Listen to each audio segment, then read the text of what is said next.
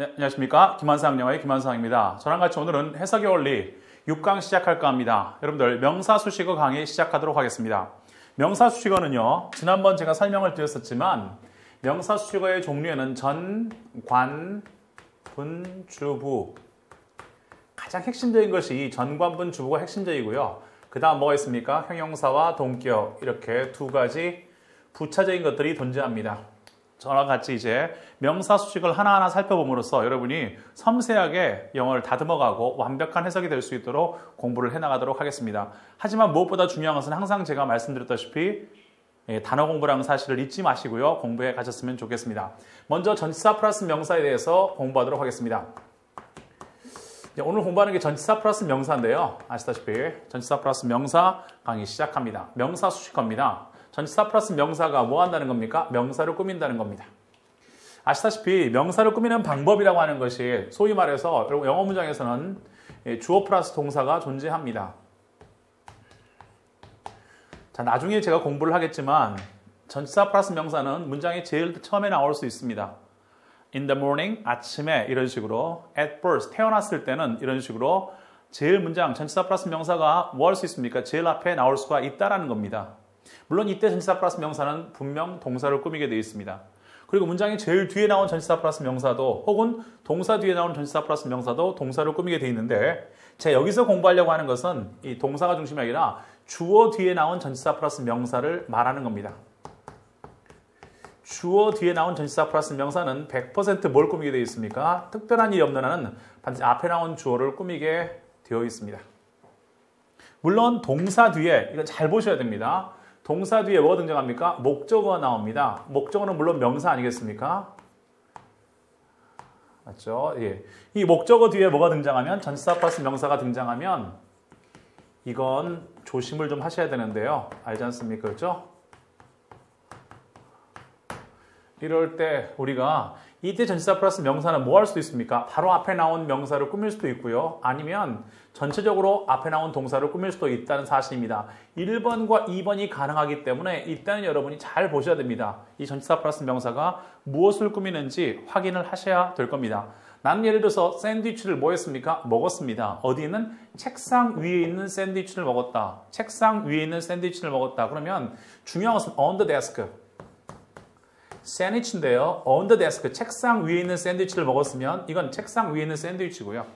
하지만 샌드위치를 먹었습니다. 어디서 먹었습니까? 그렇죠? 예를 들어서 알지 않습니까? 그렇죠? 난 샌드위치 먹었는데 in the bed, 그렇죠? 침대에 올라가서 침대에서 뭐 했습니까? 그렇죠? 샌드위치를 먹었다. 침대 위에 있는 샌드위치는 아니고요. 그렇죠? 나는 침대에서 뭘 먹어? 샌드위치를 먹었다. 이럴 때는 뭘 꾸며줍니까? 동사를 꾸며주죠. 이거는 그때그때 문맥에 따라서 해석을 잘 하셔야 되는 거고요. 물론 1번 책상 위에 있는 샌드위치를 먹었다. 혹은 침대에서 나는 샌드위치를 먹었다. 우리가 이렇게 확인할 수 있습니다. 똑같은 거지만 하나는 전치사 플러스 명사가 앞에 나온 명사를 꾸며주고요. 하나는 전치사 플러스 명사가 앞에 나온 동사를 꾸며줄 수가 있다는 사실입니다.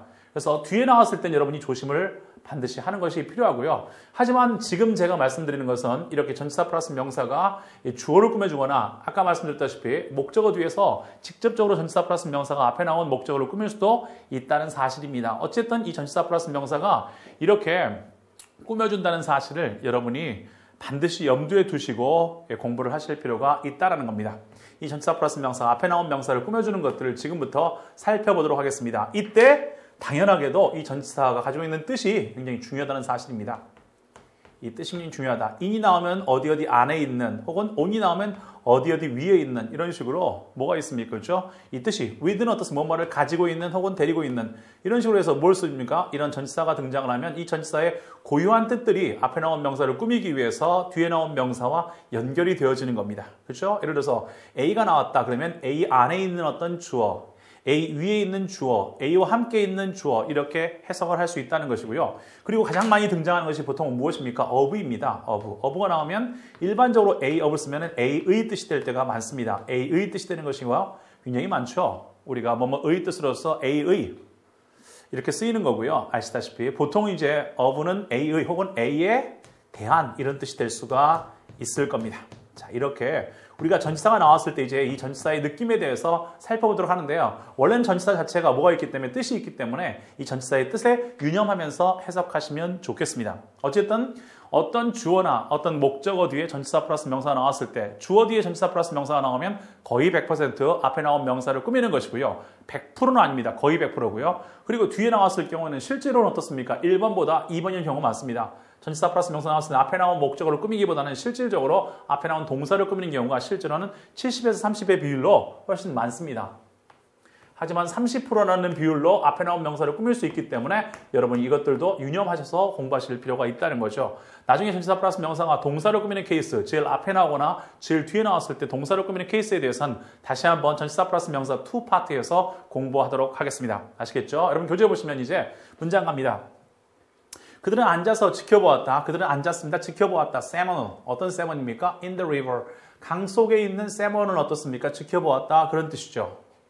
물론 우리가 그렇게 할 수도 있습니다. 앉아서 지켜보았는데 무엇을요? 강 속에 내가 어떻습니까? 들어가서 그렇게 할 수도 있어요. In the river. In the river에서 뭐 하는 겁니까? 우리가 이렇게 뭘 쓰고 이렇게 screw diver 있지 않습니까? 그렇죠? 우리가 이렇게 물속에 들어가는 어떻습니까? scuba diver 장비를 하고서 물속에 들어가서 그 안에서 뭐 할 수 있습니까? 앉아서 지켜볼 수도 있습니다. 그럴 때는 뭘 꾸미겠죠? 동사를 꾸미겠죠. 하지만 여기서는 어떻습니까? 일반적으로 내가 앉아서 이렇게 지켜보았습니다. 이 강 in the river 속에 있는 어떤 세마를 지켜보았다.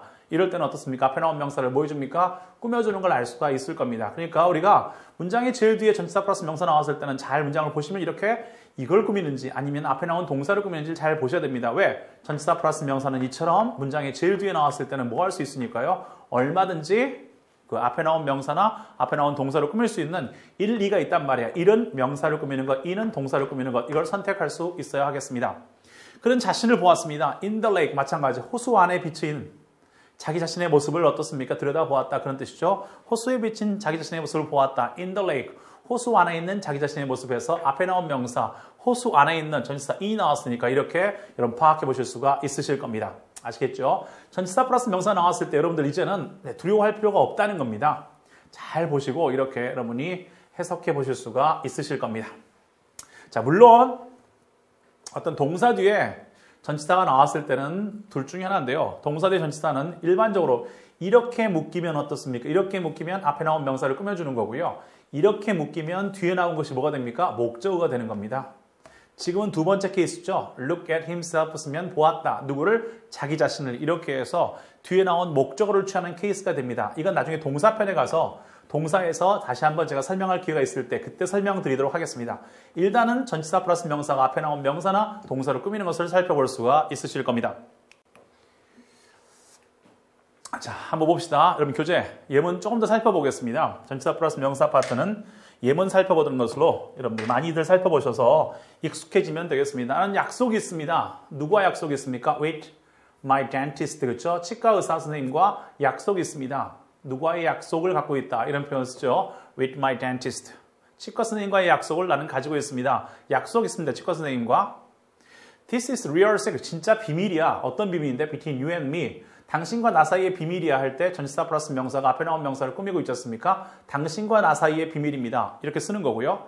This is a train. 기차입니다. From Chicago. 시카고 그렇죠? 시카고로에서 출발하는 시카고발 기차입니다 할 때 This is a train from Chicago. 이렇게 쓰는 거고요. 만약에 This is a train for Chicago 쓰면 시카고행 기차입니다. 그런 뜻이죠. 시카고에서 출발하는 기차입니다. 시카고를 향해 가는 기차입니다 할 때 This is a train from Chicago. This is a train for 시카고 이렇게 쓰면 시카고행 기차다 이런 말을 쓸 때 쓸 수가 있죠. 신도림행 기차입니다. This is a train for 신도림 이렇게 쓰는 겁니다. 알겠죠? 어디서 출발했다는 from을 쓰고 행일 때는 뭘 씁니까? for를 쓰는 걸 볼 수가 있을 겁니다. 자, people with small pensions 보이죠? 자, 조금 길어지면 이제 그때부터 전치사 플러스 명사에 혼동하시니 그러지 말고요. 자, 어떤 사람입니까? 뭐뭐를 가진 사람이 나오면 누구를 데리고 있는 하지만 명사, with 플러스 명사인데 사람 아니고 물건일 때 뭐뭐를 가진 사람입니다. small pension들을 가진 사람들은요.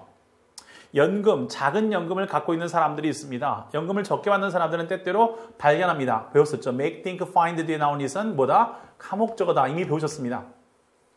지난번에 배우셨다시피 가목적어 make나 think나 find 뒤에 나온 it은 뭐가 됩니까?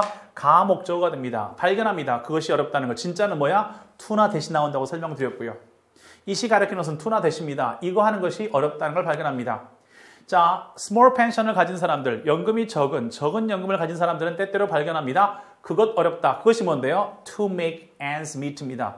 만드는 거죠. make ends. 양쪽 끝을 어떻게 만나게 만드는 겁니다. 양쪽 끝을 만나게 만든다. make ends meet. 따라합시다. make ends meet. 잘 보셔야 됩니다.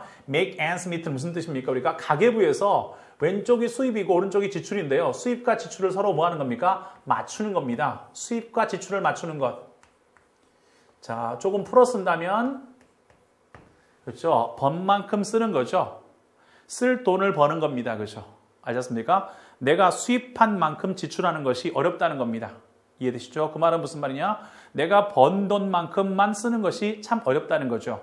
요즘 지출이 많아져서 번 돈에 비해서 어때? 쓰는 돈이 많아지면 빚이지 않습니까? 그런 것처럼 수입과 지출을 맞추는 것이 양쪽 끝이니까 수입과 지출 양쪽 끝을 맞추는 것이 어렵다는 겁니다. 즉 어떤 내가 번 돈 안에서 살아간다는 것이 어렵다는 것을 요즘 발견합니다.